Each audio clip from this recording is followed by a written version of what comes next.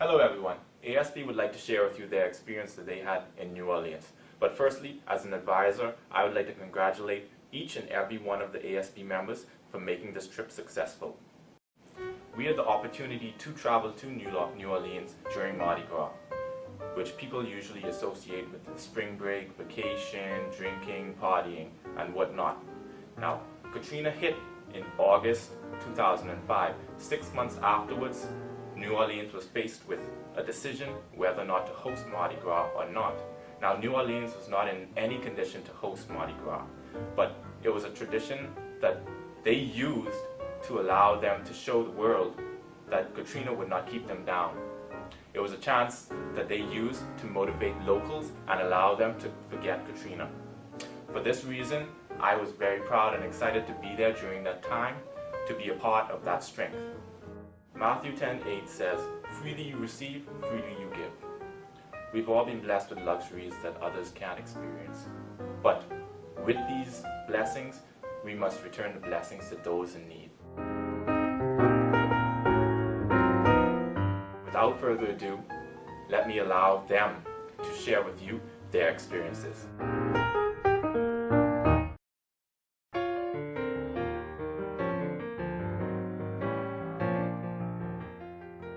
Alternative spring break. I've always heard about ASB, always been interested in participating, but I never really got the chance to until this opportunity came up. I'm like, New Orleans Mardi Gras, why not? I really, I've done community service with other organizations, but never necessarily been part of a community service group. And I know that's what ASB was about. So I'm like, let me go out to do this. I love volunteering. It's something that I do, but not to the extent that ASB does it. I think ASB is one of the best community service organizations on campus. It's not only that you go out there for 2 and 3 hours and you pick up trash or give someone the time of day, but it's like you go out there and you change a community. Now, where else can you do that?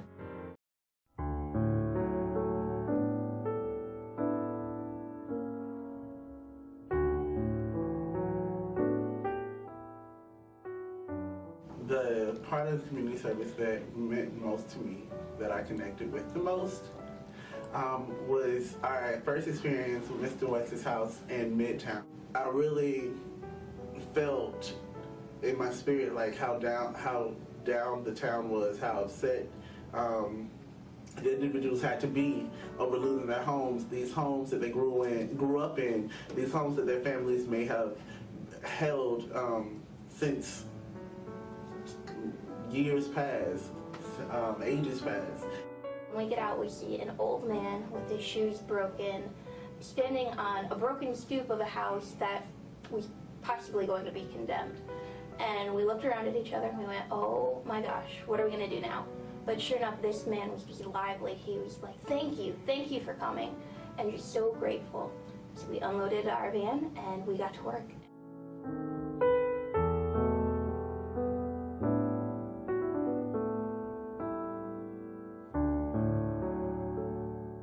Peeled back the floors, and with every layer we peeled back, we looked at newspapers from a different year. So we were able to look back to newspapers from World War II and read articles about the first computer, and that was really great. And at the same time, it was so sad that all this history had been destroyed with the house. And so we went ahead and peeled back everything we could, took out everything we could. We had a ramp going to a dumpster, and when we left, the house was now in order. When I spoke to Mr. West, it kind of hit home and said to me, you know what, this can happen to anyone basically. 2 or 3 days from now, it can happen to me, it can happen to you. And it kind of really humbled me and it made me realize basically that it's a matter of helping others, because you never know how one day things can change dramatically and you can be the one in that situation, and it's a matter of helping because you don't know what the next day will hold.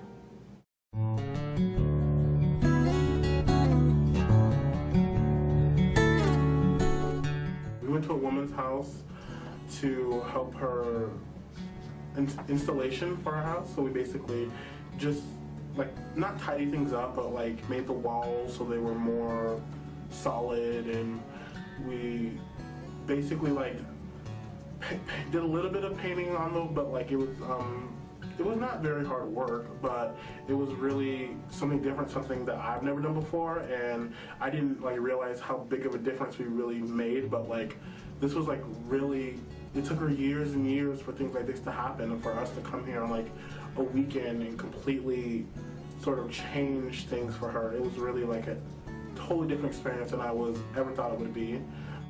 It was something that was great, and it made a difference, and we could all collectively do it together, and we gained knowledge about like working hard, being able to do different things, and she gained like a total of something physical that she can take with her and that she can like help in her life.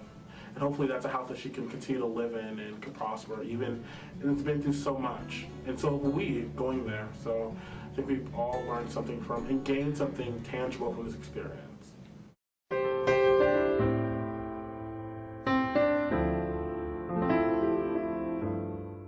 We didn't even know how to get into the cemetery, which is weird because most cemeteries have like a luxurious entrance, or they have an entrance that has a pathway, and once you drive up, you know that's the way to go in. But the cemetery that we went to, you had to go through a back way, and then you had to go around to get the fences to just even get in. And that was when I first saw it, I was shocked. I had never seen something like that. I felt like it was just tombs, and some of the tombstones were just paper, were styrofoam, were cardboard, were signs, and I had never, like I said, I had never seen something like that to that extreme. The fact that the lady who was working there was so passionate about what she was doing, and I never thought about going to a cemetery and respecting life, not only in life but in death. And when I first saw her lifting up the sock with the bones, it kind of freaked me out. But then after a while, I was the one picking up bones, and I was the one putting them in bags and reburying it. So it was kind of like a transition from when I got there in the morning to at night, to later on while I was doing copings, crosses. I cannot get over the fact that I was actually touching people. Like once upon a time, they were people. There were mothers, fathers, sons, daughters, and I was touching them. And that people didn't care enough to like actually put them back in their place. A lot of the people who are buried there either want to be buried with their ancestors, or they probably can't afford a place for them to be properly buried, so they bury their family members there. So I felt like I did justice to that person's soul, knowing that we were there to fix the grave and make it seem like they were somebody.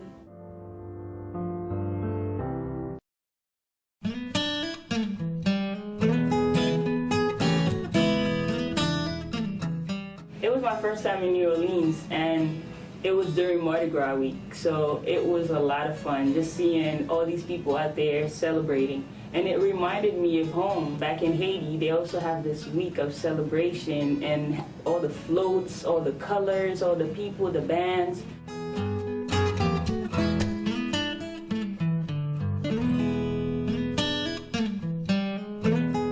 Mardi Gras really is a holiday celebration exclusively just for New Orleans, something I've never seen before. When people said Happy Mardi Gras, I didn't even know what that meant. And it was just really fun to see. This is really a great celebration holiday for the city. The people were warm and welcoming. It was just great to see. I know everyone says after the hurricane, the spirit, but the spirit has always been there, and that really, really shined, and I just felt very grateful to be a part of that.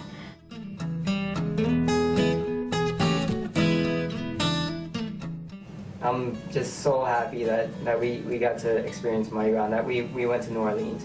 And the food, it was really cool. My favorite food was the catfish po' boy and a nice root beer. It was really cool. I think the food added to the whole experience of the trip. Learning how to eat crawfish was pretty cool, especially when Chad put a video on his iPhone to show him how to crack the shell of the crawfish. That was cool. And the gumbo was delicious. even though we went there for community service, we were able also to enjoy ourselves and experience the culture of Louisiana.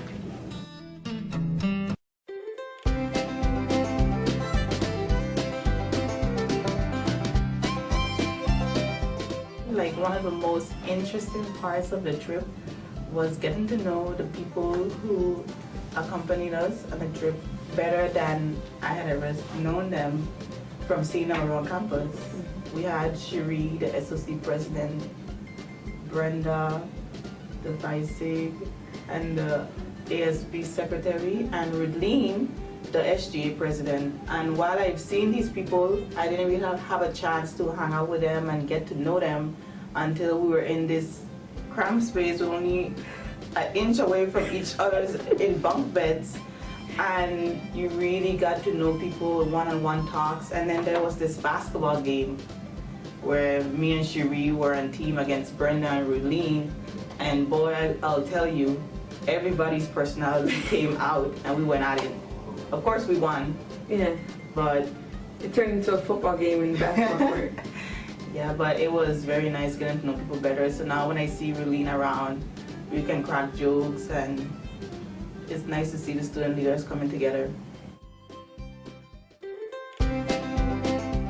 Social bonding that I did the most was playing pool with Sarah. You know, when you go against a girl, like, you know, you have to let them win. That's the only reason why she kept winning so much. And then Sanjay, since he's like this really cool black belt karate guy, like, I don't know if I should call him sensei or something. He was giving me like these techniques to I don't know, do better in pool somehow by breathing. Like, I don't know, like it actually worked. So I used that to defeat Sarah. Like, we all decided we wanted to go to karaoke. We're pumped, we're driving, and we're driving, and we're still driving to get to the karaoke. But at the end, it was so fun. I had an amazing time. Thank you, Vanessa, even though I kind of threw you off the stage and I had to give my spotlight, but you know, that's how it is. You guys ever need me to sing like at your, you know, King says I'm available, just hit me up, you know, I'll be able to sing. Somebody, I think it was Sarah, that stated that Larry's afraid of snakes. And from that point, it was our duty, like everyone's duty, was to get Larry with the snake. Thank you, Larry, especially because you just made my trip. Snake and Larry, hilarious. Larry. Larry was kind of very scared about this little snake. Shout out to Larry for the snake, your friends here. Larry's funny. I've heard fool me once, shame on you. Fool me twice, shame on me. Larry, shame. Twice? I mean, a lot of people try to prank me, scare me with snakes and stuff, but you know, so the people who like made fun of me because I was scared of snake, me and the snake are friends now, so don't even try to use this anymore because we've bonded, okay? He's got over me, we've been scared of each other, and I was scared of him or her, or I don't know if snakes have, you know, male or female parts, but all I have to say is, for all of you who want to use a snake, you gotta get a bigger snake than this, because we are friends now, okay?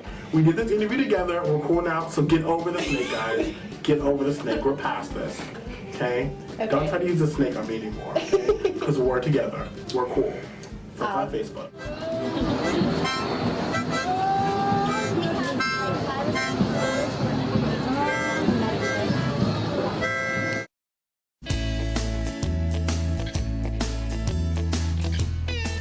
Before we left, we were able to make reflection bags. We took a brown paper bag and decorated them as much as you want in reflecting you as a person.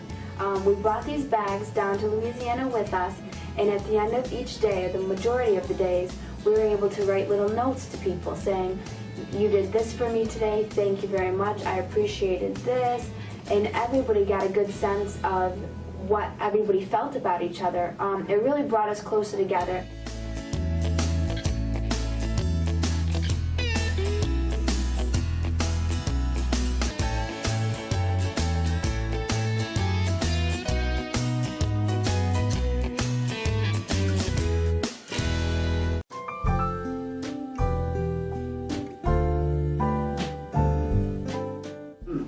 makes me very proud that Alternative Spring Break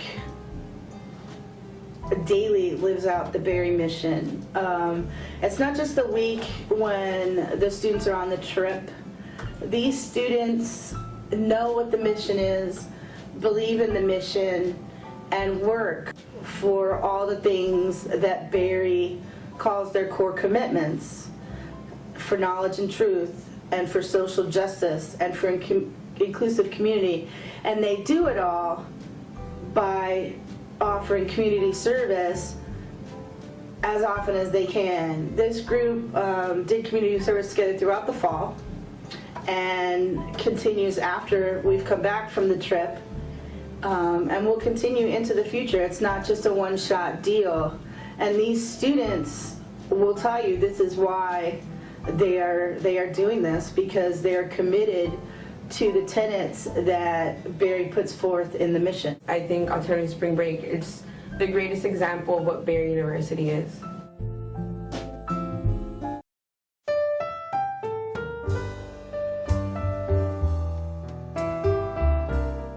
That we had many people who were open to the fact that they knew what Alternative Spring Break stood for and what we've done in the past and wanted to donate to us. So I wanted to thank everyone who I've met, everyone who Jean met, who did a donation and a pledge to Alternative Spring Break. Thank you to everyone who supported us on this trip, especially those who prayed for us on our journey there while we were there and while we journeyed back. We really appreciate that. We're all happy that we came back safe and sound, and that much richer for our experience. So thank you.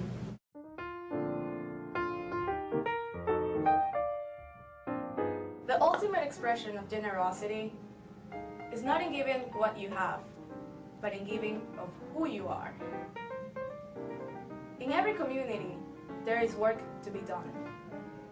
In every nation, there are wounds to heal. In every heart, there's the power to do it. Service is the rent we pay for living. Snowflakes are one of nature's most fragile things, but just look what they can do when they stick together.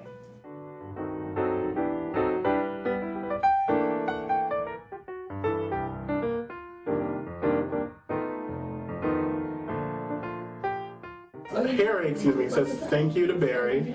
We're also appreciative and that this all worked out, and he wants you all to know that he couldn't have done this without you.